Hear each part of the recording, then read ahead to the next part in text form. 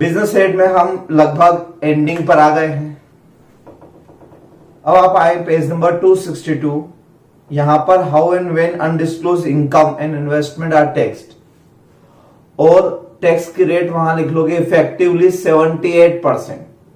कैसे? तो एक एक्स्ट्रा साइन बन के नीचे लिखा है इसी पेज पर, 60% tax plus 25% surcharge plus higher education cess 4%, ये सब मिलके लगभग 78% पे जाती है। सोच लो आप, अनएक्सप्लेन्ड चीजें यानी ब्लैक मनी, इन शॉर्ट अगर मैं कहूं तो ब्लैक मनी जितनी भी अगर वो पकड़ में आ गई तो कितना टैक्स लग जाएगा? 78% टैक्स। सोचो आप, आपने 100 रुपए ब्लैक मनी में कमाए, 78 तो सरकार ले जाएगी, सिर्फ 22 रुपए आपकी जेब में बचेगी। कब होगा ऐसा?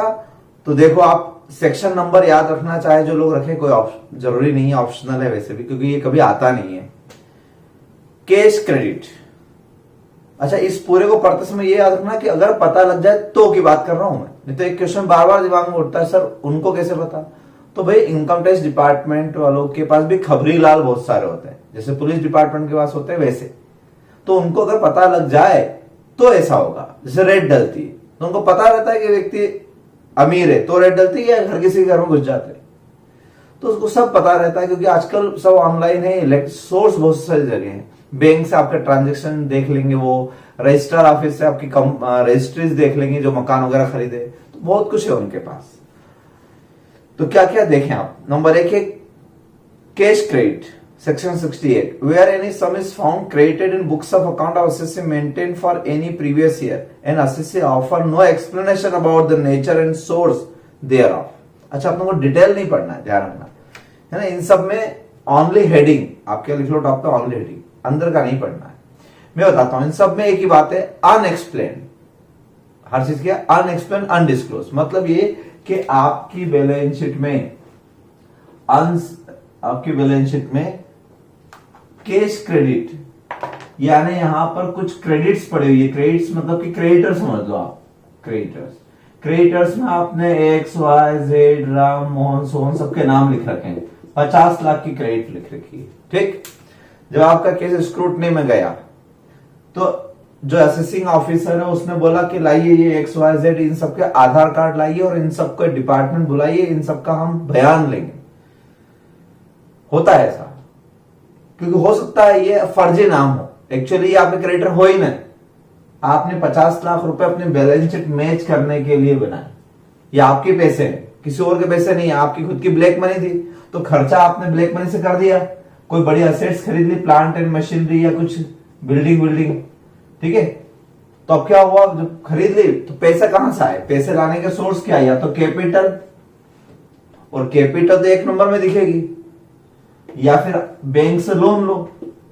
तो आप एक्सप्लेन नहीं कर पाए कि ये पैसा आया कहां से, ये 50 लाख रुपए एक्चुअल है कि नहीं कैश क्रेडिट, तो आपने सब फर्जी नाम लिखे थे। बहुत से लोग करते हैं, रियल उज्जैन भी बता दो, स्क्रूटनी केस में हमने खुद ने देखा है, तो सब नाम लिख देते हैं कुछ तो भी, तो आधार कार्ड मंगवाना पड़ते हैं उनके, पैन कार्ड मंगवाओ उनके, है ना, वो सप्लायर है कि नहीं है, एक्चुअली किस चीज की सप्लाई करते हैं।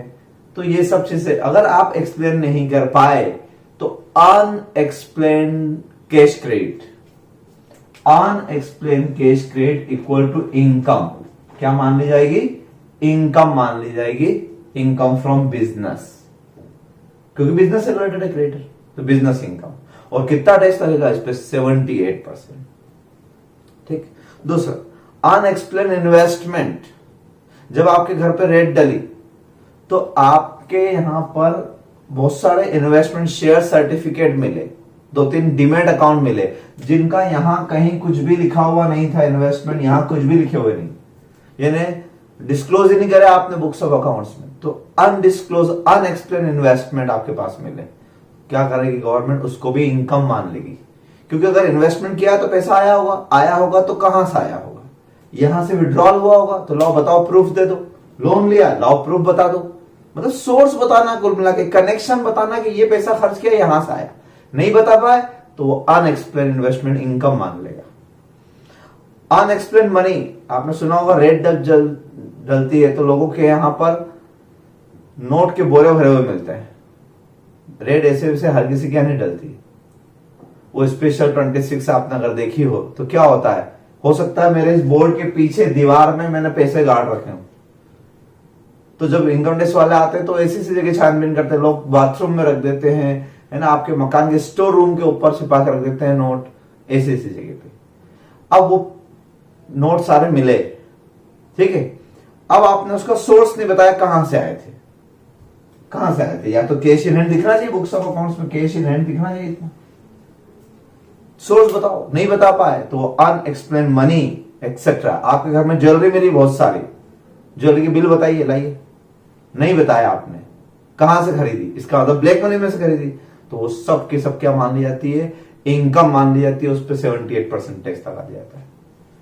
अगला है amount of investment etcetera not fully disclose, वही वाला पॉइंट है, नॉट फुली डिस्क्लोज। हो सकता है आपने पास 50 लाख के इन्वेस्टमेंट थे, आपने बुक्स में 10 लाख ही दिखा, तो 40 लाख जो अनडिस्क्लोज है वो इनकम। अनएक्सप्लेन एक्सपेंडिचर, तो सबको याद रखना है एक ही तरीका, अनएक्सप्लेन हर चीज, इनकम हो तो भी, इन्वेस्टमेंट हो तो भी, money, jewellery, any other asset, है ना, इवन एक्सपेंडिचर भी। आपने अपने बेटे की शादी पर पूरा शहर सजा दिया, बहुत खर्चा किया, बारातियों को कार गिफ्ट में दी, हाँ क्या विचार आ रहा है, ऐसा काश सर हम भी इसके बाराती होते, कार फ्री में मिल जाती, हुआ है ऐसा, बता रहा हूं आपको। अब तकलीफ ये कि आपके ग्रह नक्षत्र एक जगह खराब हो गए, वो ये कि उस बाराती में इनकम टैक्स कमिश्नर भी आया हुआ था, उसने देख लिया कि आपने शादी में इतना इतना खर्चा किया है, उम्मेद भवन पैलेस में आपने शादी की, इतने बड़े महल में शादी की आपने, या इतनी 7 स्टार होटल में शादी की आपने, इतना पैसा खर्च किया आपने, तो करो, मना थोड़ी ना है।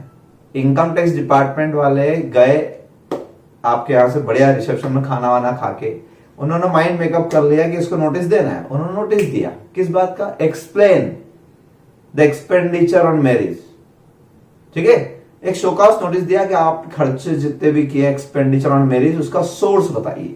अब व्यक्ति खर्चा दो ही जगह से करता है, या तो पुरानी सेविंग थी उसके पास कि बेटे या बेटी की शादी के लिए बचा के रखे थे, या लोन लिया, दो ही जगह। तो आपके पास किस सोर्स से पैसा खर्च किया आप बता दो कि देखिए साहब ये बैंक में पैसा पड़ा था, ये बैंक से मैंने विड्रॉ किया और ये मैंने उस होटल वालों को पेमेंट किया, सोर्स बता दो, कोई दिक्कत। लेकिन अगर आप सोर्स नहीं बता पाए तो सारा एक्सपेंडिचर जितना भी अनएक्सप्लेन रह गया, जिसका सोर्स नहीं बता पाए आप, वो सारा का सारा इनकम मान लिया जाएगा। तो एक्सपेंडिचर को भी क्या मान रहे, इनकम, वो सही है ना, इनकम हुई होगी तो ही तो खर्चा किया, तो वो ब्लैक मनी अगेन टैक्सेबल। तो ये सारे सेक्शन उसी के, इससे सब में एक ही लाइन, अनएक्सप्लेन अनडिस्क्लोज, बस। एक लास्ट पॉइंट जरूर पढ़ाऊंगा मैं, बाकी इन सब के तो अंदर के कंटेंट कट कर देना। 69D, ये भी आपको आर्टिकलशिप के दौरान काम आएगा। ये है आपका अमाउंट बोरोड, यानी लोन लेना, और रीपेड ऑन हुंडी। ऑन हुंडी मतलब हुंडी के मान लिख लो अनसिक्योर्ड लोन, अनसिक्योर्ड लोन।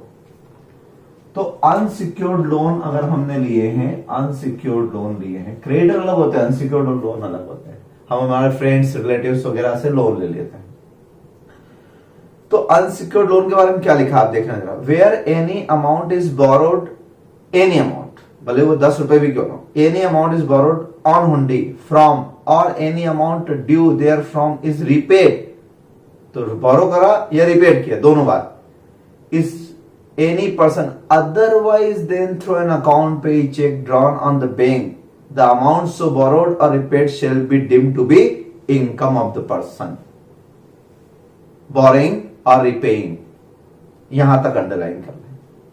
तो मैंने अगर मान लो मेरे किसी फ्रेंड से, मिस्टर सोहन से 10 लाख रुपए लिए, मैंने अनसिक्योर्ड लोन में लिख दिए बैलेंस शीट में, तो आपको आर्टिकलशिप के दौरान ये याद रखना है कि अनसिक्योर्ड लोन का पूरा अकाउंट चेक करो, टेली में हो तो भी और कहीं भी, कि उसमें एक भी एंट्री कैश की नहीं होना चाहिए। एनी अमाउंट, चाहे डेबिट वाली हो या क्रेडिट वाली हो, चाहे इंटरेस्ट की क्यों ना हो, एवरीथिंग बाय अकाउंट, पे, चेक और ड्राफ्ट और नेट बैंकिंग, आजकल नेट बैंकिंग भी कॉमन होगी, कैश में एक भी एंट्री नहीं होना चाहिए। अगर कैश में एक एंट्री भी मिल गई, मान लो इस 10 लाख रुपए के लोन में आपने जो अनसिक्योर्ड लोन लिया उसमें 5 लाख तो चेक से लिए थे और बाकी 5 लाख कैश में दिख गए, ठीक है, क्या होगा, असेसिंग ऑफिसर उठा के इस 5 लाख रुपए को क्या कर देगा, डिस अलाउड कर देगा और आपकी इनकम में जोड़ देगा और इस पर 78% टैक्स लगा देगा। यहां सोर्स भी नहीं बता सकते हैं, कोई मतलब नहीं, सोर्स बता रहा तो भी नहीं मान रहा है कि सोहन से लाया मैं, कोई सोहन वोहन नहीं, कैश लाया ना मतलब तुम्हारा पैसा है ये सोहन का तो जबरन नाम लिख दिया तुमने। तो लोग करते भी ऐसा कि खुद का पैसा कैपिटल तो 1 नंबर की बहुत कम होती है, तो 2 नंबर का पैसा कैसे लगाए, तो किसी और का नाम लिख के उसके नाम से ले ली। तो प्रैक्टिकल लाइफ में जब आओगे बहुत कुछ सीखने को मिलेगा। क्या करवाते हैं लोग ऐसे में कि काम करो, आप अपने पास ब्लैक मनी है ना, ठीक है, आप सोहन के अकाउंट में डलवा दो, कैश डिपॉजिट करो और उसके अकाउंट से पूरे 10 लाख रुपए का क्या ले लो, चेक ले लो, ठीक है। अब तो हो गई एंट्री बराबर। ऐसी प्लानिंग करवाते हैं। लेकिन असिस्टेंट ऑफिसर भी समझदार है, उसे पता है कि आपका ही पैसा होगा, तो वो क्या करते हैं, स्क्रूटनी में मैंने खुद ने करवाया है कि सोहन का पेन नंबर उसका ITR मंगवाते हैं, लाओ बताओ जरा ये इतना केपेबल है कि नहीं कि 10 लाख तुमको दे सकते हैं। 10 लाख तुमको दे रहा है, इसका मतलब अच्छा खासा अमीर आदमी, सेविंग है इसकी, तो लाओ इसकी बैलेंस शीट भी लाओ। तो ये बेचारा पकड़ में आ जाता है। इसका बैंक अकाउंट भी मंगवाते हैं, अलग ही दिख जाता है कि उसमें एक ही दिन में कैश कैसे जमा इतना सारा, 1 दिन 2 दिन 4 दिन 8 दिन महीने भर में समझ जाते हैं कि आपका ही है। तो अगर आप एक्सप्लेन नहीं कर पाए तो अगेन ये भी क्या हो जाएगा, टैक्सेबल। तो बहुत सारे पेजेस दिए, मतलब जब आप स्क्रूटनी कराने जाते हैं ना तो ऐसे बहुत सारे पॉइंट अच्छे अच्छे आते हैं, है ना। ये सारे पॉइंट है, यानी कुल मिला के इस पूरे पैराग्राफ का एक ही मीनिंग है, undisclosed money is taxable at the rate 78%, है ना। आगे चलते हैं। When maintenance of books of accounts become compulsory, section 44AA याद रखना है, 44AA books of accounts mandatory, कब बुक्स रखना कंपलसरी है और कब ऑप्शनल है और कौन कौन सी बुक रखना है। तो इसमें 4 कैटेगरी होती है। कितनी कैटेगरी होती है, 4 कैटेगरी। सिंघानिया जी ने इतने अच्छे से नहीं दिया है, 4 कैटेगरी होती है, A, B, C and D, 4 category होती है ना। 4 कैटेगरी में कैसे कैसे, अब ध्यान से सुनना। Person caring on specified profession, profession नहीं, स्पेसिफाइड प्रोफेशन, स्पेसिफाइड प्रोफेशन, ये भी स्पेसिफाइड प्रोफेशन के लिए है, ठीक है। और ये अदर प्रोफेशन एंड बिजनेस, ये भी अदर प्रोफेशन एंड बिजनेस। ऐसे 4 कैटेगरी है आपकी, 2 स्पेसिफाइड की और 2 अदर की। यहां पे सारे प्रोफेशन नहीं आए, स्पेसिफाइड है उसकी लिस्ट है, बस वो आएंगे, बाकी प्रोफेशन नीचे आएंगे। और बिजनेस तो सारे नीचे आएंगे, चाहे ट्रेडिंग हो, रिटेल हो, होलसेल हो, मैन्युफैक्चरिंग हो, बड़ी बड़ी कंपनी हो या छोटा आदमी हो, सबके लिए जाए। तो स्पेसिफिक प्रोफेशन क्या होता है, देखो वहां लिखा हुआ है, for this purpose legal means lawyer, medical doctors, engineer सारे, आर्किटेक्चरल, अकाउंटेंसी यानी हम chartered accountant, technical consultant, interior decoration, any other notified, और नोटिफाइड में कौन कौन से अंदर लिखे हैं, authorised representatives, film artist, film artist में सब आ गए, सिंगर, लिरिसिस्ट सब आ गए, company secretary and information technology. इतने स्पेसिफाइड है, गवर्नमेंट ने स्पेसिफाई कर रखे हैं, और बाकी नहीं है स्पेसिफाइड तो वो नीचे आएंगे, है ना। जैसे एक दलाल, ब्रोकर, तो ब्रोकर स्पेसिफाइड में नहीं आता तो वो नीचे आएगा, सारे बिजनेसमैन भी नीचे आएंगे। अब क्या लिखा है इस कंसेप्ट के कारण, आगे देखें आप। Are specified profession, in this case, यहां से, if annual gross receipt of any or more of preceding 3 years, gross receipt क्या लिखा पहले केस में, एनुअल ग्रॉस रिसिप्ट। एक प्रोफेशनल पर्सन में सेल्स वर्ड का इस्तेमाल नहीं होता, इसलिए रिसिप्ट की बात करें। एनुअल ग्रॉस रिसिप्ट है ना, साल भर की पूरी receipt of any one or more of the preceding 3 years, of any one or more of preceding of 3 years, है ना, प्रेसिडिंग भी लिख लेना यहां पे, ऑफ प्रेसिडिंग 3 years। क्या नहीं होना चाहिए, do not exceed 1,50,000, do not exceed 1,50,000। इतना बेकार सेक्शन लगता है मुझे ये, सबसे रद्दी सेक्शन अगर कुछ है इनकम टैक्स में तो यही। सोचो आप। अच्छा पूरा पढ़ा देता हूं फिर बताता हूं। The taxpayer is required to maintain such books of account as enable the assessing officer to compute his income. ठीक है, मतलब ये हुआ यहां पर, थोड़ा सा मैं नीचे तक पहुंच गया।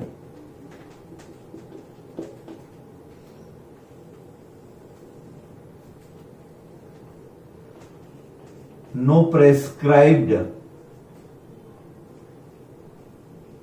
बुक्स, नो प्रेस्क्राइब, कोई बुक्स प्रेस्क्राइब नहीं है। सिर्फ कितनी बुक्स रखना चाहिए? अनेबल असेसिंग ऑफिसर, वो लाइन लिख देना, enable assessing officer to compute his income. ये ना आपके लिए कोई बुक्स की लिस्ट नहीं बताई, इतनी बुक्स रख लो कि जब भले एक बुक रखो, कैश बुक, कुछ भी एक चीज भी रख लोगे चलेगा, इतनी रख लो विच अनेबल असेसिंग ऑफिसर, ताकि आप असेसिंग ऑफिसर के पास जब ले जाए तो वो आपकी इनकम कंप्यूट कर सके, इतने रख लो। तो कोई बाउंडेशन नहीं कौन कौन से बुक्स, तो जनरली कौन से रखेगा आदमी? कैश बुक, अकेले कैश बुक से भी काम हो सकता है, प्रोफेशनल पर्सन। और अगर मार्केट सिस्टम रखता होगा तो जर्नल भी रख सकता है, लेजर भी रख सकता है। तो कोई बुक्स ऑफ अकाउंट्स प्रेस्क्राइब नहीं। किस केस में?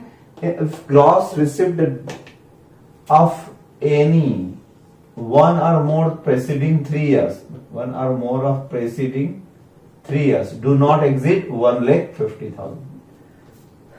1.5 लाख रुपए से ज्यादा नहीं है। उन लोगों को कोई खास बुक्स ऑफ अकाउंट्स नहीं रखना, लेकिन रखना तो है। इसका इनडायरेक्ट मीनिंग क्या हो रहा है?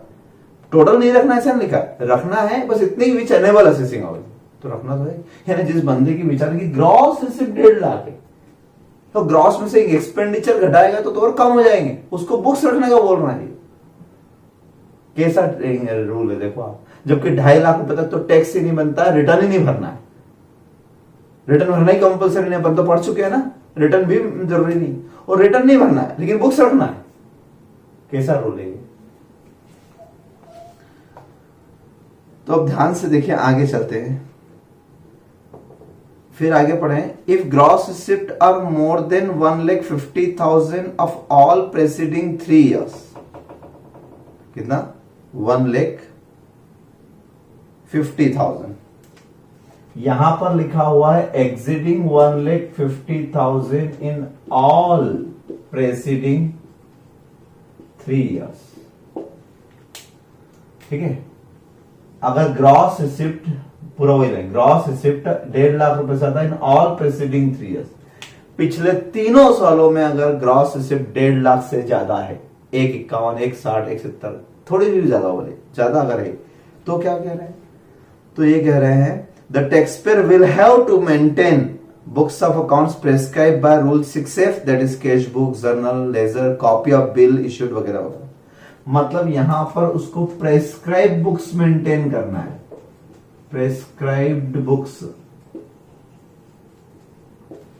Have to maintain prescribe books.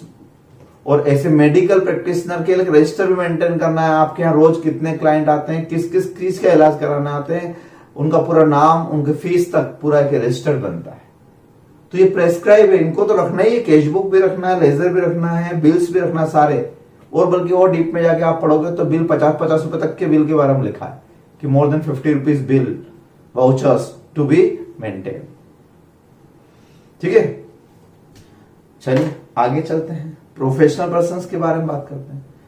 Person caring on non specified profession, non specified profession means other profession और एनी बिजनेस, कोई सा भी बिजनेस हो। If annual income does not exit, अब यहां पर क्या है, यहां लिखा है, यहां 2 क्राइटेरिया है। If income exits, sorry not exits, income not exits 2,50,000, वो 1,20,000 से कट करके 250 कर लो, देखो वो साइन बना हुआ नीचे लिखा भी है। And annual gross receipt do not exit 10 lakh, तो 10 लाख को भी हम चेंज कर लेते हैं 10 लाख रुपए, ये 25 लाख हो गया था, 25 लाख कर लेना इसको।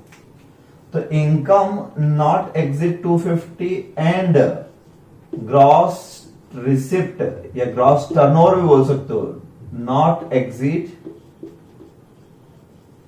25 लाख, 25 लाख रुपए सर, यानी ना तो इनकम 2.5 लाख से ज्यादा है और ना टर्नओवर 25 लाख से ज्यादा है।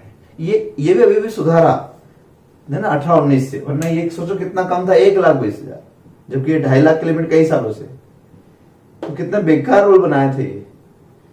अभी भी देखो आप ध्यान से, अब इनको क्या करना है, क्या लिखा है, the taxpayer is not required to any books, not required any books, कुछ भी बुक्स मेंटेन नहीं करना, कोई भी बुक, इवन इतने भी मत करो कि आप असेसिंग ऑफिसर को एनेबल करो, वो भी नहीं, कुछ रखना ही नहीं आपको। कब, अगर आपकी इनकम 2.5 लाख से कम है और आपका ग्रॉस टर्नओवर 25 लाख से कम है तो।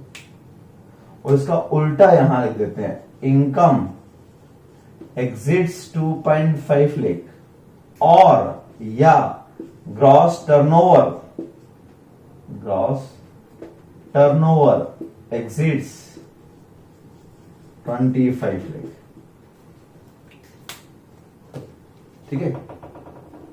ग्रॉस टर्नओवर है तो 25 से ऊपर, ये इनकम, कुछ भी एक क्राइटेरिया भी होगा।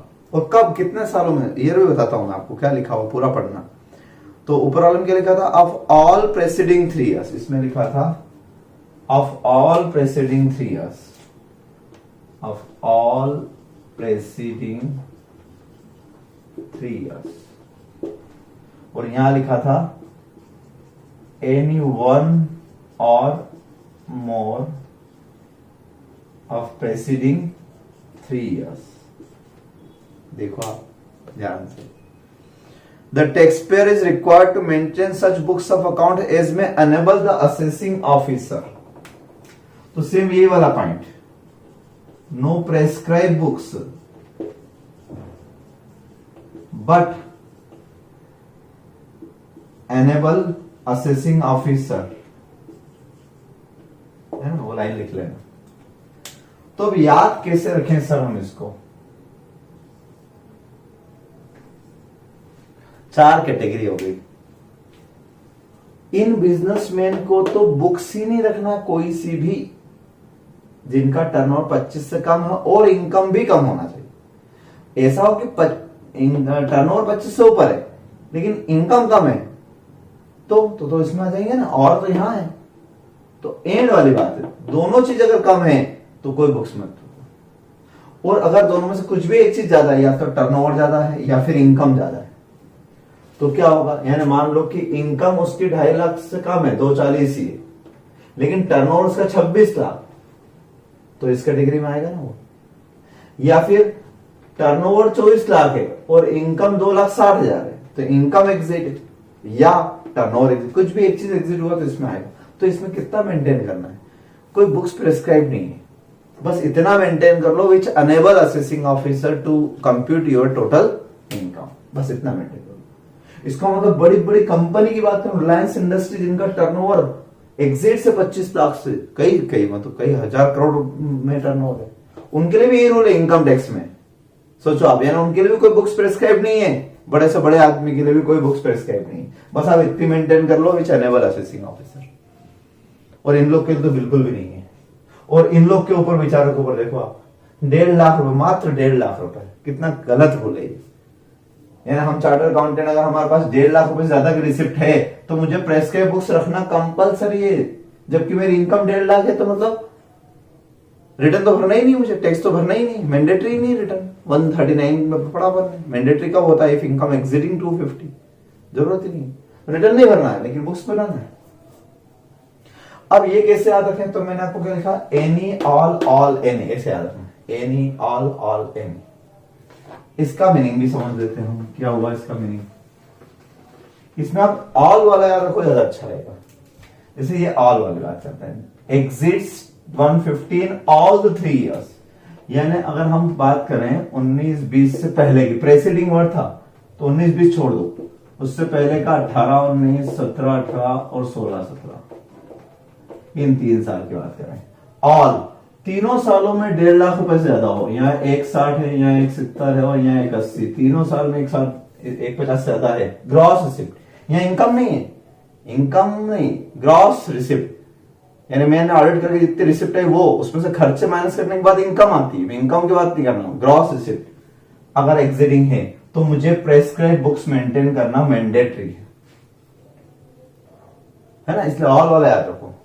और अगर मान लो किसी एक ईयर में आपकी ग्रॉस रिसिप्ट 1.50 से कम है तो अब ये एनी पे आ गए ना, annual gross receipt of any one or more year more president do not exit date, any one or more, यानी एक साल में भी अगर डू नॉट एग्जिट 1.5 लाख से ज्यादा नहीं है, या 2 साल में 1.5 लाख से ज्यादा नहीं है, ठीक है, तो ऊपर, तो एनी वाला केस ऊपर लगेगा और ऑल वाला नीचे लगेगा।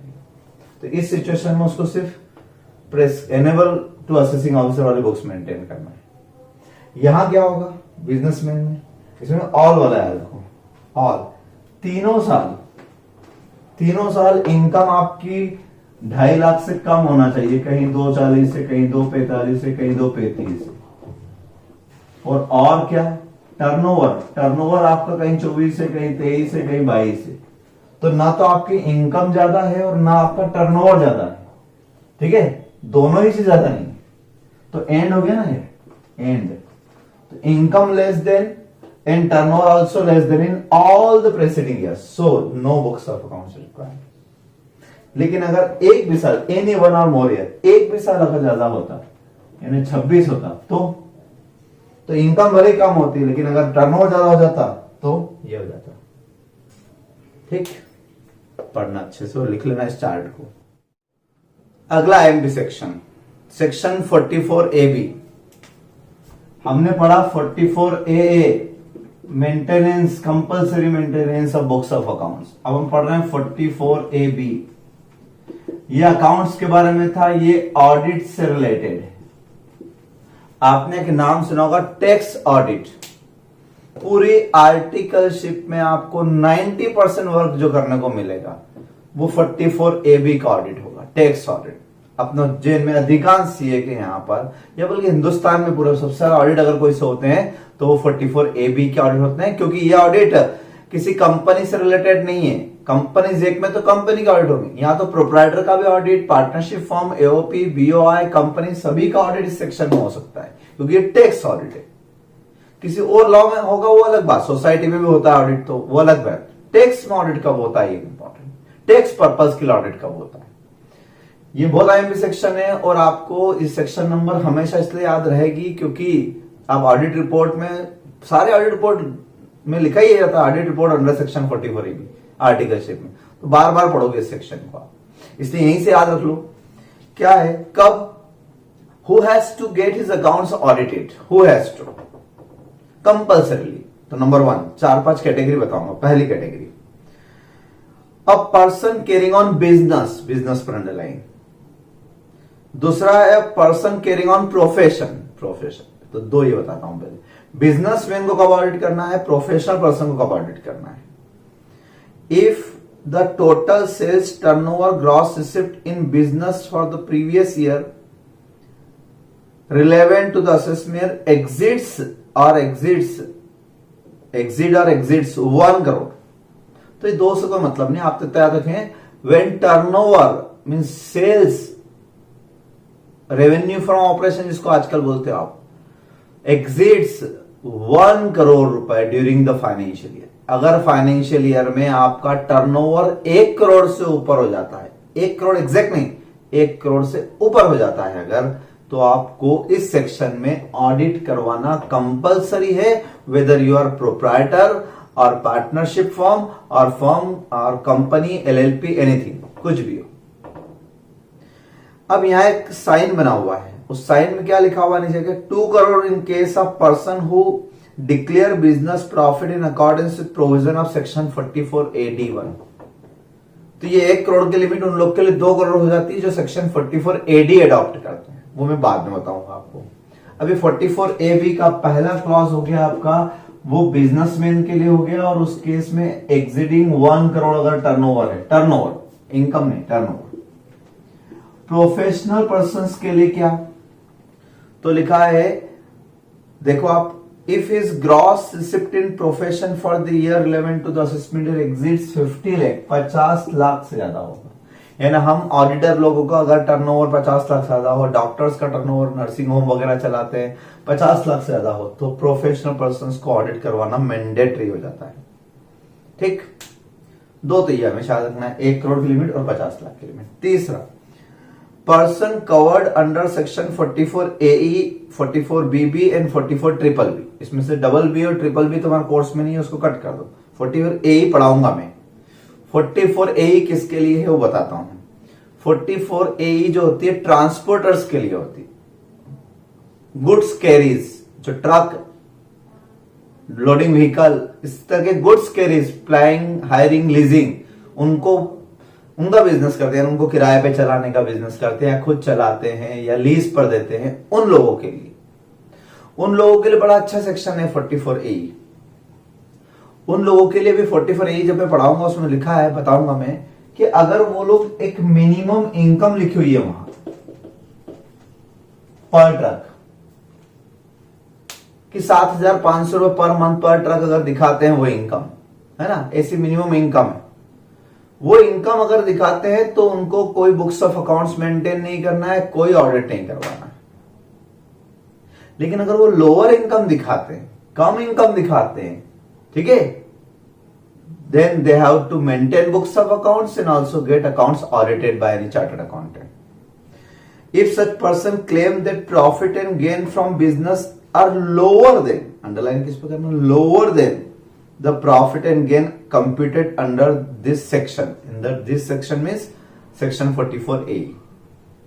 Lower than, हम आगे जाके पढ़ेंगे, आप पेज नंबर 267 पर देखोगे तो वहां मिलेगा आपको, बट अभी हम नहीं पढ़ रहे चाहते, है ना, क्योंकि वहां रूल अलग अलग है, हैवी गुड्स व्हीकल पर अलग है और इस पर अलग है। तो बस आप ये याद रखोगे, लोअर इनकम, कम दिखाएगा तो ऑडिट करवाना है।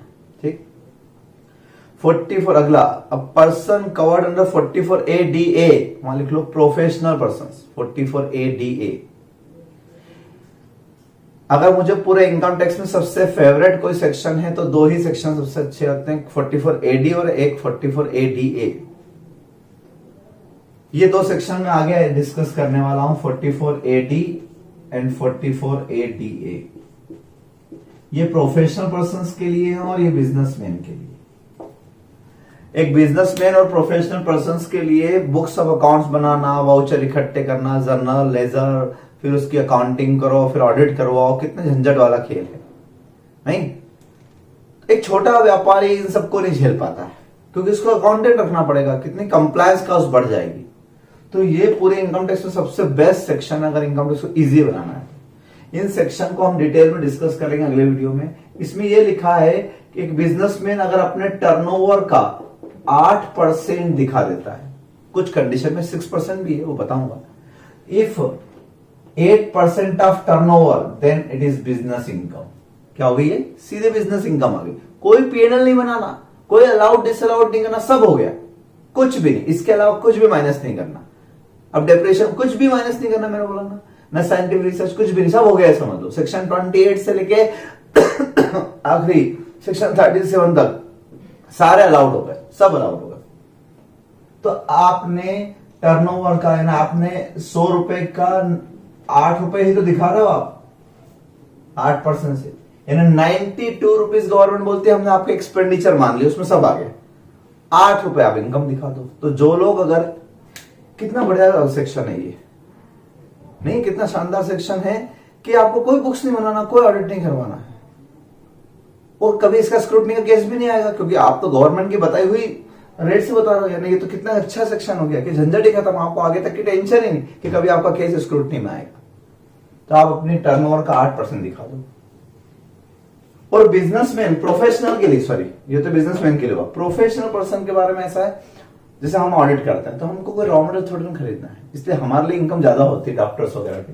तो प्रोफेशनल पर्सन अगर अपनी ग्रॉस रिसिप्ट का 50% दिखाते हैं बिजनेस इनकम, ठीक है, तो इनको भी कोई बुक्स नहीं बनाना, कुछ भी नहीं करना। यानी सेक्शन 44A का भी एक्सेप्शन हो गया एक तरीके से। है ना, वो जो लिखा था मैंडेटरी बुक्स वो भी नहीं बनाना आपको, कुछ नहीं करना आपको, लेकिन 50% दिखाना पड़ेगा। तो कुछ लोग लालच करते हैं कि इतना भी क्यों दिखा है, इतना भी क्यों दिखा। मान लो मेरा टर्नओवर 80 लाख है ना, 80 लाख है मेरा टर्नओवर, तो 8% दिखाऊंगा तो 6,40,000 इनकम हो जाएगी। 6,40,000 में बहुत सारा टैक्स लग जाएगा, लगेगा ना, 6,40,000 में बहुत टैक्स लग जाएगा। इससे अच्छा तो मैं किसी सीए को 5,000 फीस दूंगा, 10,000 फीस दूंगा और ऑडिट करवा लूंगा, तो ज्यादा सस्ता है ना। तो यहां ऐसा लिखा हुआ है कि आप अगर इन इनकम, ये जो लिमिट दे रखी है उससे लोअर इनकम दिखाते हो, then you have to maintain books of accounts and get accounts audited. क्या लिखा है, if such person claim that the profit gain from the profession are lower than, तो वहां लिख देना lower than 50% of gross receipt, ठीक है, lower than the profit gain computed in accordance with the provision of section 44A and पे circle बनाना, and if his income exits the exemption amount which is not chargeable to tax. एक तो lower दिखा रहा है और lower दिखाने के बाद भी 2.5 लाख से ज्यादा आ रही इनकम, तो ऑडिट करवाना। इसका मतलब ये हुआ कि अगर मान लो इस सेक्शन में उसका ग्रॉस टर्नओवर मान लो 10 लाख रुपए है, तो 10 लाख का 50% कितना होता है, 5 लाख। तो अब यहां 50% 5 लाख हो रहा है, तो कुछ भी नहीं होगा, ऑडिट नहीं करवाना। लेकिन अगर वो कम इनकम दिखाता है, मान लो वो 20% इनकम दिखाता है, तो 20% में तो उसकी इनकम 2 लाख ही हो रही है। अब आप बताओ, अब लोअर दिखा रहा है इनकम, लेकिन इनकम 2.5 लाख से कम है, इसलिए ऑडिट नहीं करवाना है। कब ऑडिट करवाना, ध्यान से देखना, 2 शर्त थी। एक तो क्या इनकम लोअर दिखा रहा है, and income exceeds the exemption amount that is not chargeable to tax, और लिख दो that is 2,50,000। तो 2 कंसर्न शर्त, एक तो कम रेट से दिखाना है आपको, और मान लो इसका टर्नओवर 30 लाख होता, 30 लाख का 20% कितना हो जाता, 6 लाख। तो अब यहां पर लोअर इनकम भी दिखा रहा है, 50 के 20 दिखा रहा है, और इनकम एग्जिटिंग 2,50,000 भी है, इसलिए उसको ऑडिट करवाना पड़ेगा। और ऐसे ही बिजनेस में भी है, देखो नीचे टर्नओवर 44A इस केस में भी है। क्या लिखा हुआ है कि क्या लिखा हुआ है provision section 4, and his income exceeds exemption limit which is not chargeable to tax. मतलब 44AD में इसमें आपको मिनिमम कितना दिखाना पड़ता है, 8%, कहीं कहीं 6% है। तो ग्रॉस टर्नओवर, मान लो टर्नओवर आपका 60 लाख से, तो 4,80,000 हो गया। तो एक तो आपने 8% दिखाया, तो कुछ भी नहीं होगा, तो बराबर है। कम दिखाओगे, लोअर इनकम दिखाते हो अगर आप 6% या 5% दिखाते हो, चलो 60 लाख का 50%, तो 3 लाख ही हो रहा है। तो इफ लोअर इनकम एंड क्या, and his income exceeds maximum amount not chargeable to tax, है ना, और इनकम 2.5 लाख से ज्यादा है, तो उसको ऑडिट करवाना पड़ेगा। और अगर मान लो उसकी इनकम 2.5 लाख रुपए से कम होती, मान लो तो 2% ही दिखा रहा है, 60 लाख का 2% 1,20,000 ही दिखा रहा है, तो लोअर दिखा रहा है, लेकिन इनकम 2.5 लाख से कम है, तब भी ऑडिट नहीं करवाना, ठीक है। इनकम टैक्स बहुत गहरा सागर है, जितना अंदर जाओ, ठीक है। यानी ये आखिरी के 3 सेक्शन जो मैंने बताया, 44AE, ADA और AD, इन तीनों में एक ही वर्ड अंदर करो, lower income, lower income, lower income. ये तीनों सेक्शन हम डिटेल में पढ़ेंगे अगले वीडियो में, कितनी लोअर इनकम। तो आपको सिर्फ इतना याद रखना है, if assessee disclose less income, lower income than prescribed under these sections, then audit compulsory, otherwise no need of audit। और ऊपर के 2 तो याद रखना है, 1 करोड़ टर्नओवर और 50 लाख प्रोफेशनल के केस में। ये 44AB था। आगे देखते हैं, आगे आपको नेक्स्ट पेज पर स्पेशल प्रोविजंस में 43C दिखेगा, कट कर दो पूरा पैराग्राफ नीचे तक, इलस्ट्रेशन भी। उसके नीचे 43CA special provisions for determining sales consideration in case of transfer of immovable property. तो इसके साथ सेम सेक्शन हमने एक कैपिटल गेन में पढ़ा था, अगर आपको याद हो section 50C in capital gain chapter, तो वहां ऐसा लिख लो आप equal to 50C in capital gain chapter लिख लो। अब याद करो 2 मिनट रोक के वीडियो, क्या था 50C में? तो याद करो 50C में था कि लैंड बिल्डिंग के केस में स्टाम्प ड्यूटी वैल्यू से कंपेयर करते थे अगर 105% से ज्यादा होती थी। याद करो same as it is rule यहां पर भी, वो था इन्वेस्टर्स के लिए और ये है बिजनेसमैन के लिए। यानी अगर मैं लैंड बिल्डिंग का बिजनेस कर रहा हूं, व्यापार कर रहा हूं मैं उसका, तो मेरे लिए स्टॉक है गुड्स से, चाहे कॉलोनी बनाकर बेचूं, फ्लैट बनाकर बेचता हूं, तो मैं उस सेल्स को पीएनएल में लिखूंगा, कैपिटल गेन में नहीं, क्योंकि कैपिटल गेन में स्टॉक तो आता ही नहीं है, stock is not capital asset. तो 50C जैसा है, लेकिन यहां बिजनेस के पॉइंट ऑफ व्यू से। तो आप बिजनेस में समझो अपना आपको बिल्डर हो, कंस्ट्रक्शन कंपनी है, क्या लिखा है नीचे 2 कॉलम दिए, उसमें से एक कॉलम कट कर दो, जो पहला वाला है 14, 15 से 18, 19 तक का, वो पुरानी बात होगी। अब फ्रॉम असेसमेंट ईयर 18, 19 क्या रूल हो गया, वही जो हमने वहां पढ़ा था, where stamp duty value is more than 105% of actual consideration. Actual का 105% करके देखो, उससे ज्यादा हो तो हमें क्या लेना है, stamp duty value shall be deemed to be the full value of consideration for the purpose of business income. यानी अगर 5% तक का वेरिएशन है तो छोड़ दो, फिर एक्चुअली रहो, फिर स्टाम्प ड्यूटी को इग्नोर कर दो। लेकिन 5% से ज्यादा वेरिएशन है, एग्जैक्ट 5 भी नहीं, 5 से ज्यादा होना चाहिए। तो मैंने एक एग्जांपल ड्राफ्ट किया, आपने प्रॉफिट एंड लॉस अकाउंट में सेल्स दिखाई, sale of land, flat, building वगैरह, 10 लाख 10 लाख 10 लाख, 3 फ्लैट बेचे, फ्लैट 1, फ्लैट 2, फ्लैट 3, है ना। इसकी स्टाम्प ड्यूटी वैल्यू 1049 है, 1050 और 12 लाख। तो इस केस में 10 लाख एक्चुअल कंसिडरेशन, इसका 105% करोगे, 105%, तो कितना आएगा, 10,50,000। उससे तो कम है ना, ये कम है तो फिर क्या लेंगे, एक्चुअली लेंगे। यहां पर भी एग्जैक्ट 10,50 5% है तो भी लेंगे, लेकिन यहां पर 10,50,000 से ज्यादा है ये, इसलिए ये वाला लेंगे। तो यहां ये कंसिडरेशन रहेगा, यहां ये रहेगा और यहां ये रहेगा। यहां कम होने का क्या रीजन, तो because stamp duty value is not more than 105% of actual consideration, not more than, actual consideration से 105% से ज्यादा नहीं है, इसलिए एक्चुअल लेंगे। और यहां पर stamp duty value is more than 105%, so stamp duty value will be considered. यानी इनके प्रॉफिट में, इनके पीएनएल अकाउंट में 10 10 10 30 लाख लिखे होंगे, प्रॉफिट उस हिसाब से आया होगा। और अब मैं इनकम टैक्स में 10 10 और 12 इन्हें 2 लाख बढ़ा रहा हूं, तो प्रॉफिट 2 लाख रुपए से क्या हो जाएगा, बढ़ जाएगा। इसलिए सेक्शन डाले कि कुछ लोग इसमें, बिल्डर लोग जानबूझ के क्या कम सेल दिखाते थे, बेचते ज्यादा में थे और ऊपर का पैसा ब्लैक मनी में लेते थे।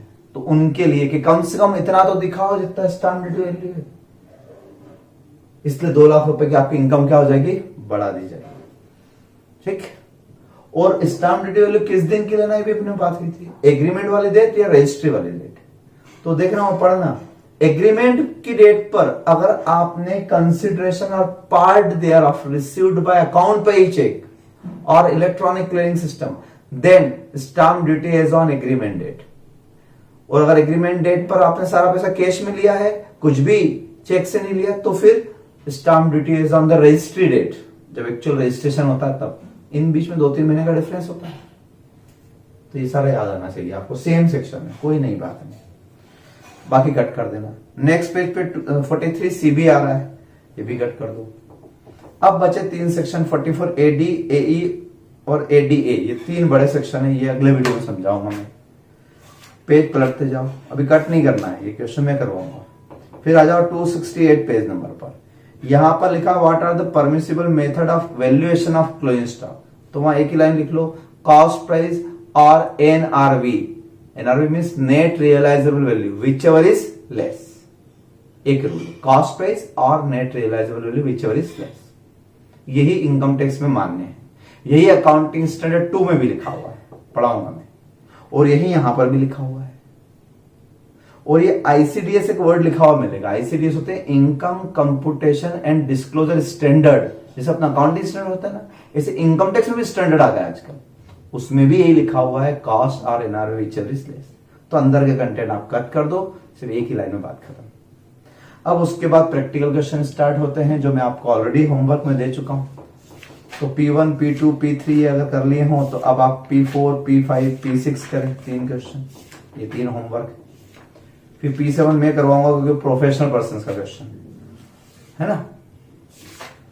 तो कंटिन्यू करते हैं आप क्वेश्चन, बस अब 3 सेक्शन मुझे और समझाना है और ये आपका चैप्टर पूरी तरह से खत्म, यानी इनकम टैक्स 100% कंप्लीट हो जाएगा। ठीक, थैंक यू सो मच।